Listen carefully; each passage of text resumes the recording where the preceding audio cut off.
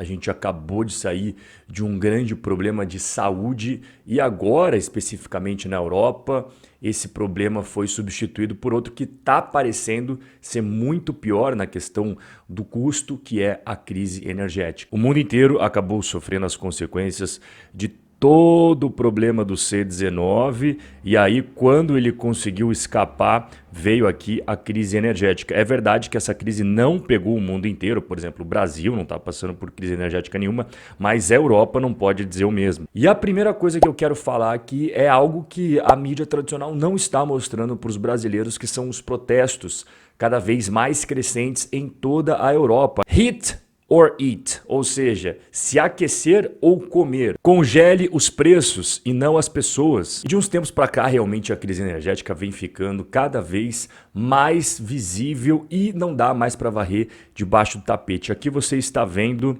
uma região da Bélgica onde eles estão apagando as luzes das estradas entre 10 horas da noite e 5 da manhã. A concessionária Sofico, que é a responsável aí pela concessão de estradas, está reduzindo seus gastos com eletricidade. E essas imagens que você está vendo, eu sei que está difícil porque está escuro, são das estradas. Olha só que loucura, viajar na madrugada sem iluminação. Ainda em Bruxelas, inclusive Bruxelas, que é a sede de toda a questão da União Europeia, onde os grandes líderes acabam se reunindo para tomar as decisões que afetam a Europa inteira, a gente já está vendo restaurantes que estão, digamos, de volta à era das cavernas. Eles estão comendo no escuro em meio à crise de energia. Aqui você está vendo o restaurante sendo iluminado apenas por luz de velas. Ele mesmo fala, né, o proprietário do restaurante, que os clientes nessa noite vão comer um pouco mais fria a comida e também um pouco mais crua. Ele está sem luz? Ele está sem eletricidade? Não, ele não está.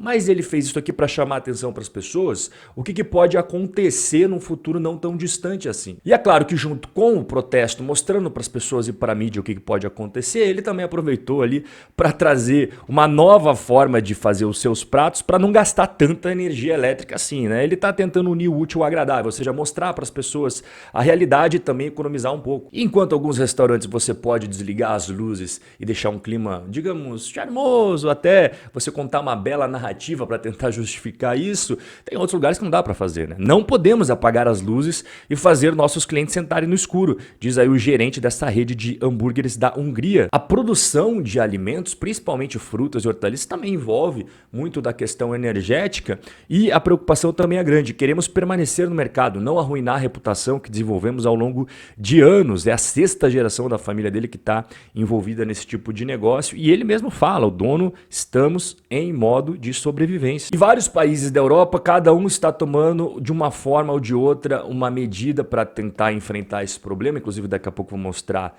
quais são as novas medidas, mas aqueles países mais pobres da União Europeia são os que mais vão penar. A Bulgária, que é o mais pobre dos 27 membros, o aumento de custos de energia já está forçando as famílias a cortar gastos para garantir que haja dinheiro suficiente para comprar alimentos e remédios. Mais de um quarto dos 7 milhões de habitantes búlgaros não tem condições de aquecer as suas casas. Se for para resumir tudo isso que a gente está conversando, essa situação seríssima da Europa, a gente também pode transformar mais do que 1000 palavras em apenas uma imagem. E essa imagem representa bem a situação da Europa. Você vê o calendário ali no mês de dezembro, que é o auge do inverno, e o cidadão europeu cheio de roupa, cachecol, coberta, com o aquecedor desligado, dando uma olhada, inclusive, na conta de luz, que parece mais aquele cupomzinho de mercado quando você vai fazer as compras do mês. E ontem, inclusive, já foi publicado que a União Europeia está se preparando por eventuais blackouts durante este inverno. Esses blackouts não são aqueles blackouts que não são avisados às pessoas,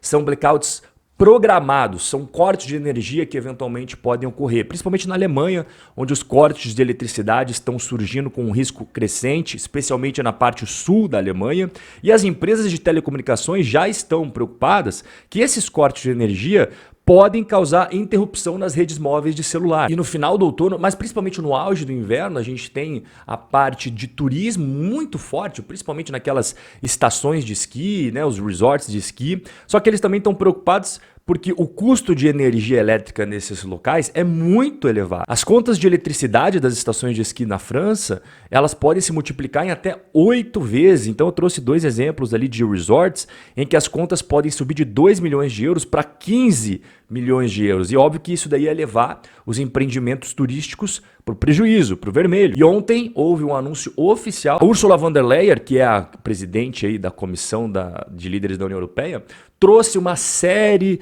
de fatores que estão sendo apurados da complicada situação energética e ela também apresentou algumas propostas. Eu vou até colocar aqui para você quais são as principais. Entre as propostas estão uma intervenção para limitar temporariamente os preços no mercado de gás natural, negociações com países como Noruega e Estados Unidos, ou seja, comprar energia desses países, principalmente dos Estados Unidos. Já falei em outros vídeos como os Estados Unidos está lucrando muito com todo esse perrengue da Europa. Eu acho que não tem melhor ilustração hoje que representa a situação da Europa e dos Estados Unidos do que essa daqui.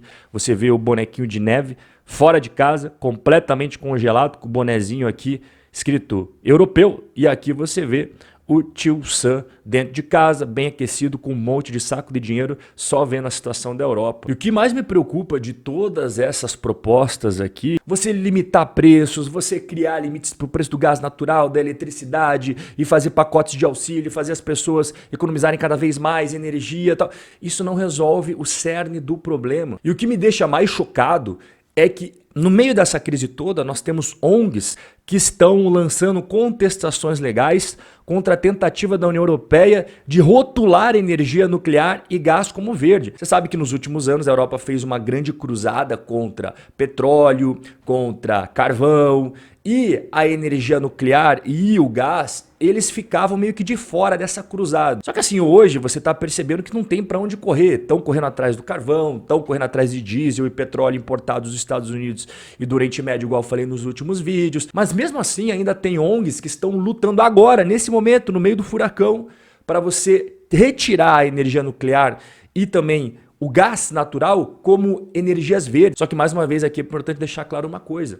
Não são todos os europeus que pensam assim. Só que a mídia, quando traz pra gente as informações, as fotos, só traz uma parte dos europeus. Olha só como os europeus estão a qualquer preço, a qualquer custo, lutando pela energia verde. Não importa se eles vão passar frio, não importa se vão pagar mais caro na energia elétrica, não importa se eles estão congelando no outono e quando chegar o inverno vai ser pior ainda. Não, não, não. Eles todos estão dispostos pela agenda verde. Isso não é verdade. Tanto é que aquela foto que eu acabei de mostrar para você, no mesmo protesto nós tínhamos foto como essa daqui. Só que fotos como essa daqui não saíram na mídia. Olha só, esse cidadão europeu está dizendo nuclear, yes, please. Ou seja, sim, energia nuclear nós queremos. Isso é importante você saber. Muitos e muitos europeus, e está crescendo cada vez mais o número deles, por sinal, não querem saber dessa agenda politicamente correta, super verde, a qualquer custo, contra a própria segurança energética, contra o próprio conforto dele e da família, não. E é por isso que cada vez mais protestos são vistos na Europa aqui, mas é claro que a mídia acaba abafando e fingindo que nada disso está acontecendo. Infelizmente é esse o cenário da Europa hoje, ainda a gente está no outono, eu fico imaginando quando chegar o inverno. Essas propostas aqui não vão resolver o problema, não vão no cerne da questão, são propostas apenas que tratam alguns dos efeitos colaterais. Muitos brasileiros moram na Europa e sempre nos atualizam aqui embaixo com os insights da situação da região onde eles vivem. A Europa tem muitos países, tem várias regiões, regiões que o problema é muito mais grave, regiões que o problema não é tão grave assim. E os insights a gente vai conferir aqui nos comentários. Um forte abraço e a gente vai se ver no nosso próximo encontro.